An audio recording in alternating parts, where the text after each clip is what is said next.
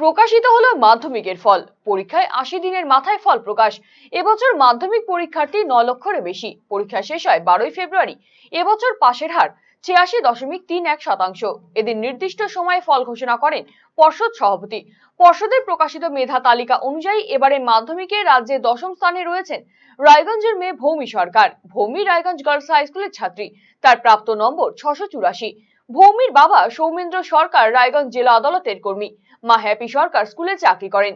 এদিন সবার আগে আরসিটিভি সংবাদ পৌঁছে গিয়েছিল ভৌমির বাড়িতে। শুনবো তার প্রতিক্রিয়া। খুব ভালো লাগছে। কতক্ষণ পড়াশোনা করতে? সারাদিন পড়তাম, তবে রাত 12টায় শুয়ে পড়তাম।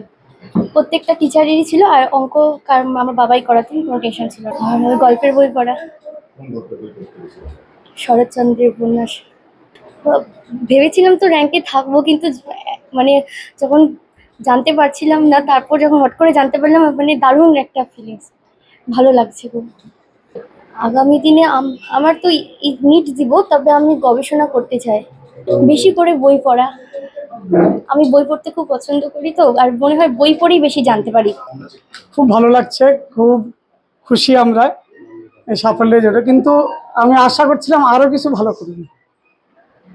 পড়াশোনার জন্য কোনোদিনই চাপ দিতে হতো না, ও নিজের থেকেই পড়তো। শুধু ঘুমিয়ে গেলে একটু হয়তো বলতো 1 ঘন্টা পরে ডেকে দিও, ওই ডেকে দিতে হতো। আপনি বাবা হিসেবে কিভাবে সময় দিতেন? আমি বাবা হিসেবে ওকে ছোটবেলা থেকে অঙ্ক শেখাই। অঙ্কের কোনো আলাদা টিচার ছিল না, আমি শুধু অঙ্ক শিখিয়েছি ওকে।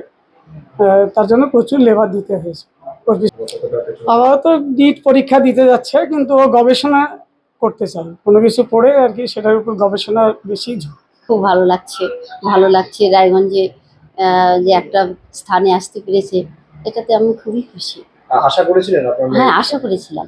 কি আশা করেছিলেন? আশা করেছিলাম 1 থেকে 10-এর মধ্যে থাকবে, এবং ওর ছোটবেলা থেকেই স্বপ্ন ছিল, মা এই যে সাক্ষাৎকার আসে, ছবি তোলে, আমি যেন হতে পারি মা, এরকম একটা ওর ছোটবেলা থেকে মানে একটা আশা ছিল। আমি ভাবতাম যে তুই খাট, পরিশ্রম কর, হয়ে যাবে। আজকে সেই আশা পূরণ হয়েছে। হ্যাঁ, আজকে সেই আশাটা পূরণ। কেমন, মানে আপনাদের ফিলিংসটা একটু যদি শেয়ার করেন। ভালো লাগছে, খুব ভালো লাগছে। প্রথম যখন